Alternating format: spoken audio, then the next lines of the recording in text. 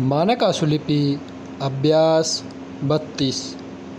माननीय मंत्री जी अल्पविराम पंचवर्षीय योजनाएं अल्पविराम सरकार द्वारा निर्मित वस्तुओं की अपेक्षित मांग पैदा करने में विफल रही है और केंद्रीय सरकार सार्वजनिक क्षेत्र के कारखानों को स्पष्ट लक्ष्य प्रदान करने में असफल रही है। पूर्णविराम।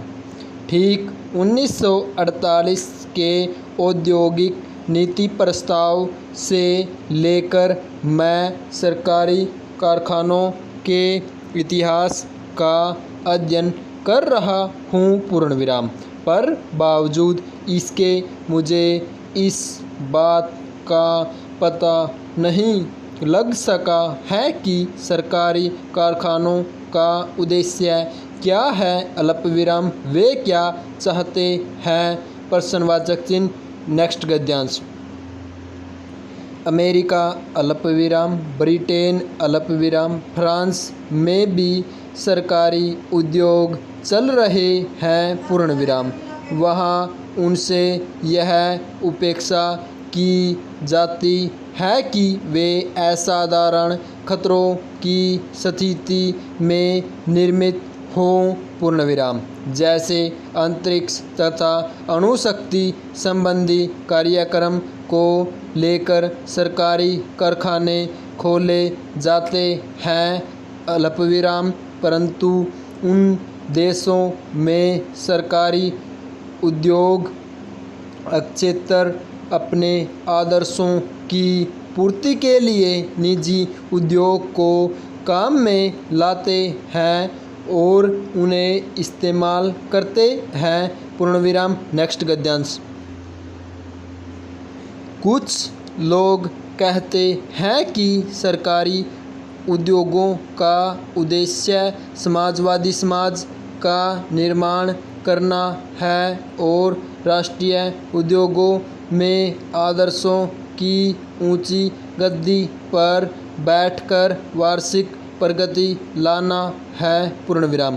चौथी योजना तक तीनों योजनाओं के कागज भी बहुत कुछ सार्वजनिक क्षेत्र के कारखानों के अतिरिक्त मांगों पर निर्भर करते आ रहे हैं।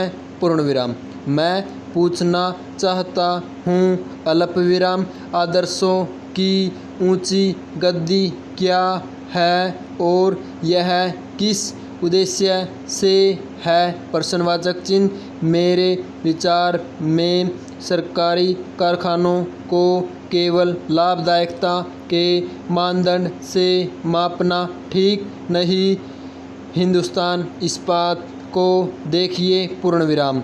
इसका उद्देश्य था देश में इस्पात की आवश्यकताओं को दृष्टि में रखते हुए और अर्थव्यवस्था के आम विकास की आवश्यकता के अनुसार इस्पात की कई किस्मों को काफ़ी मात्रा में तैयार करना लक्ष्य था।